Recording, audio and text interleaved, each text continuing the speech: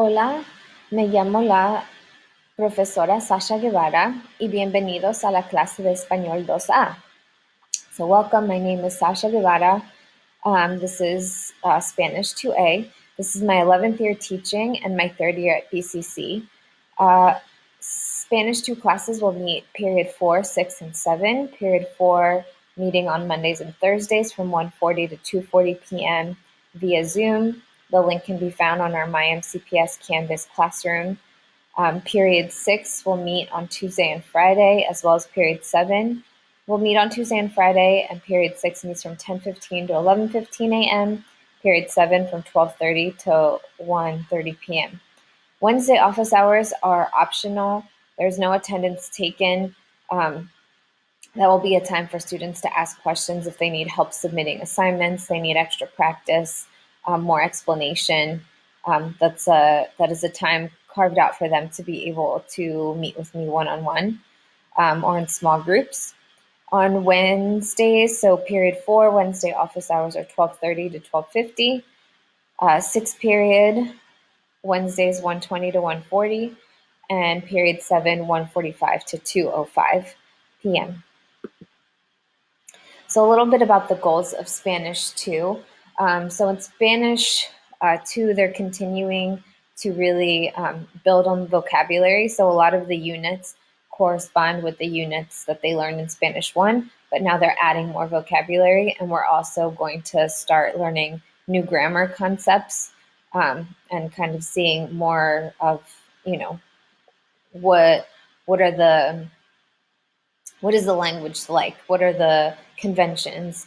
And so they'll be able to, have short conversations. They're still at they might, they're making compound sentences, but they're still simple sentences. They might be able to, explain what their likes and dislikes. And so the main goal is really just to build vocabulary and to give them an understanding of the basic grammar rules, kind of give them a good foundation for learning Spanish so that they can move on to Spanish 3 and continue growing in the language. So they will be speaking and interacting with one another via breakout rooms. But again, there will be mostly guided conversations, a lot of listening practice, a lot of reading practice so that they're really getting as much of the language as they can.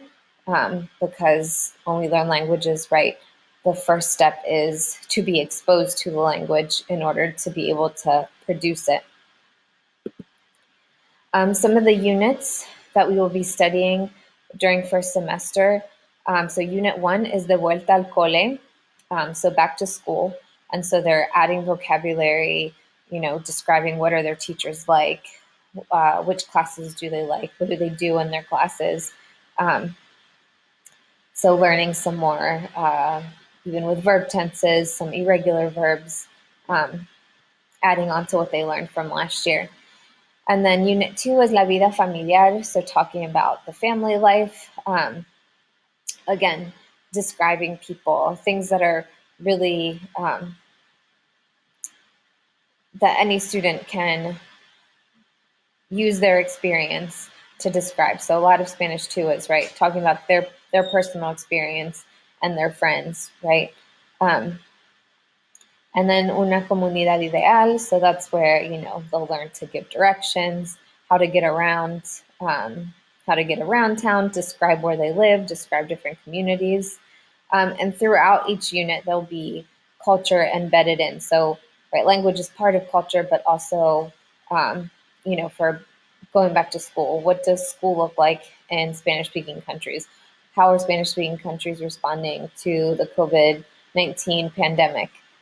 So throughout each unit, there will be aspects, different aspects of culture embedded throughout. So something important to know, so we are piloting a new curriculum at BCC. If your son or daughter was at BCC last year, they piloted the Spanish 1 curriculum. So the new textbook is called Entre Culturas, and they have access to the textbook online. So on my MCPS classroom, on the homepage, there is a link that they can use for them to be able to log in.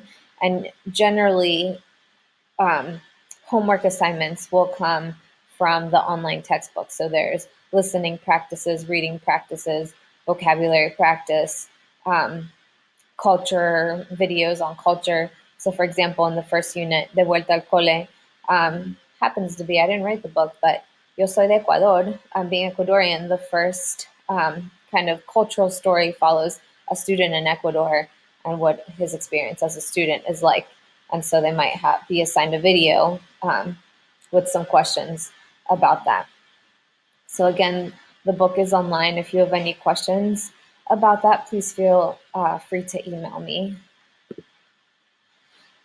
My favorite thing about teaching this course is seeing students gain confidence in being able to use Spanish. So when students remember vocabulary from Spanish 1, they're excited. They're like, yeah, I knew that. I recognize that. When, students who maybe struggled start, getting a little bit better feel for the language, or when they feel more confident. Students who said that I'm going to stop at level 2. And then by the end of the year, they decide, okay, you know what? I'm going to try this. I'm going to try Spanish 3. So that's always nice to have students who had said they didn't want to continue studying Spanish, that they do go on to Spanish 3. So for me, that's exciting. A highlight of the first marking period for most students is when so I would say right in level 2, it's really about gaining that, those vocabulary. So I think a lot of times the highlight is there's a lot of games and interaction. I'm still working through what does that look like virtually, but still being able to provide some of those game-like activities where students are learning vocabulary and building their confidence, but through games. So, working to build that. And then I'm looking forward to working with students on speaking. So it's hard because, right, in the classroom, I can walk around, I can hear, I can see who's struggling, who needs help. And so I think I'm looking forward to having them. So I'll have them record themselves and submit videos one-on-one. So that way I can still give kind of that personal feedback. So still hopefully being able to make those one-on-one connections with students, albeit virtually this year. At home, you should see your child. So like I said, they should be accessing the online textbook and interacting with the language through videos, infographics, short reading, short stories. So really they should be doing a lot of listening and reading at home. So that way during class, hopefully we can start, those short conversations. And then also, like I said, recording themselves. Sometimes I might have them ask someone at home to help record them, have a mini conversation where they might have to teach you something. So hopefully trying to be creative about how giving them options for being able to still produce with the language throughout the week. So there will be asynchronous work between classes, and at home that will usually look like accessing the online textbook and completing those activities throughout the week and submitting them by Friday. So generally they'll have about 4 or 5 different practice activities that they should be doing throughout the week and submitting by Friday. So students should spend no more than 30 minutes each day during work for the class. Right, the idea is short amounts of practice, right, with vocabulary, with listening, so that it's regular but not overwhelming. So if there's someone you have a concern about they're doing way more than 30 minutes a day, then please let me know so we can work together to make sure that we have the right level of access and engagement to Spanish.